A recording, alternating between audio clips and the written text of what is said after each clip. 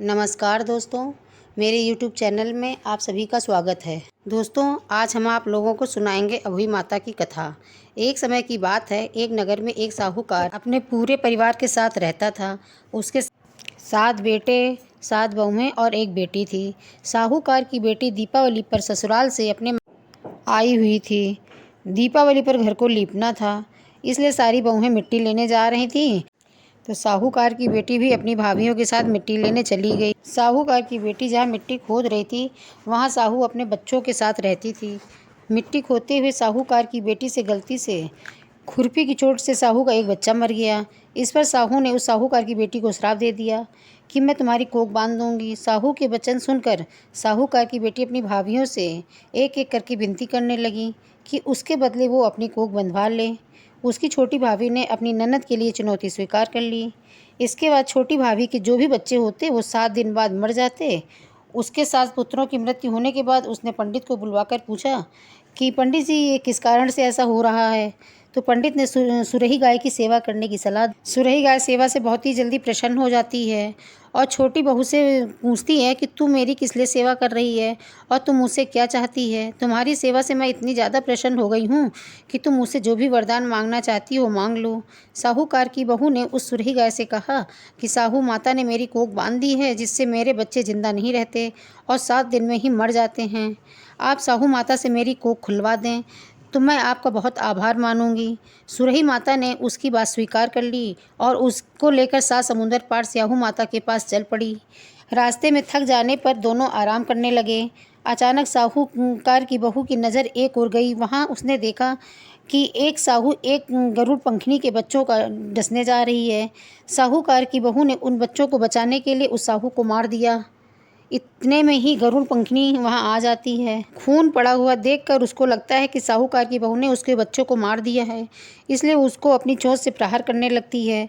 साहूकार की बहू गरुड़ पंखनी से कहती है कि मैंने तुम्हारे बच्चों की जान बचाई है, मैंने तुम्हारे बच्चों को नहीं मारा है, तुम्हारे बच्चों को स्याहू ने मारा है। इतना सुनकर छोटी बहू से बहुत खुश हो जाती है और माफ़ी मांगती है और कहती है कि तुम्हें मुझसे क्या मदद चाहिए, मैं तुम्हारी मदद ज़रूर करूँगी। तो साहूकार की बहू कहती है कि वो उसे 7 समुंदर पार स्याहू के पास पहुँचा दे।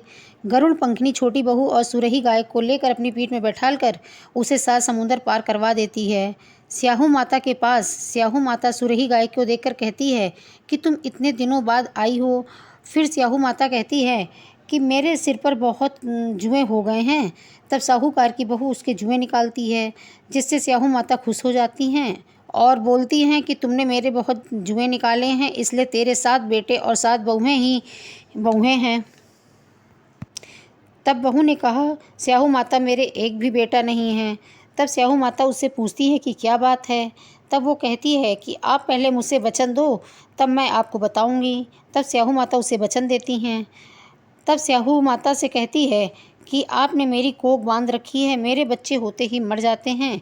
ये सुनकर स्याहू माता कहती है कि तूने तो मुझे भ्रम में डाल दिया है, लेकिन तुमने तुम्हें वचन दिया है, इसीलिए मैंने तेरी कोख दी है। अब तेरे 7 बेटे और 7 बहुएं होंगी। अब तू घर जाकर अहोई माता की पूजा करना और उसका उद्यापन भी करना। साहूकार की बहू जब घर वापस आई तो देख कि उसके 7 पुत्र अपनी बहुओं के साथ खड़े हैं। ये देखकर उसको उसकी खुशी का ठिकाना नहीं रहता है। उसने अहोई अष्टमी के दिन 7 अहोई बनाकर उसकी पूजा अर्चना की और उद्यापन भी किया। उधर उसकी जेठानियाँ आपस में बात करने लगीं कि जल्दी जल्दी से चलो अहोई माता की पूजा कर लें, नहीं तो छोटी देवरानी अपने बच्चों को याद करके दुखी होगी और रोने लगेगी। तब उसके रोने की कोई जब आवाज़ नहीं आई, तब उन्होंने अपने बच्चों को उनके घर देखने के लिए भेजा कि जाओ देख कर आओ कि चाची क्या कर रही हैं। वहाँ जाकर बच्चों ने देखा कि चाची कुछ मार रही थीं। वो पूजा और उद्यापन की तैयारी कर रही थीं। तब बच्चों ने घर जाकर अपनी माताओं से ये बात बताई। ये सुनते ही जिठानियाँ उनके घर आईं और उससे बोलीं, बहन ये सब कैसे हुआ। तब छोटी बहू ने सारी बात बताई कि स्याहू माता ने मुझे आशीर्वाद दिया है और मुझे 7 पुत्र और 7 बहुओं का भी आशीर्वाद दिया। जैसे स्याहू माता ने उन पर कृपा करी है, वैसे ही माता रानी हम सब पर भी कृपा करना और अपना आशीर्वाद बनाए रखना। बोलो स्याहू माता की जय, अहोई माता की जय। अगर आप सभी को मेरी वीडियो अच्छी लगी हो तो लाइक कीजिए, शेयर कीजिए और प्लीज़ सब्सक्राइब भी कर लीजिए। कमेंट में अहोई माता की जय ज़रूर लिखिए।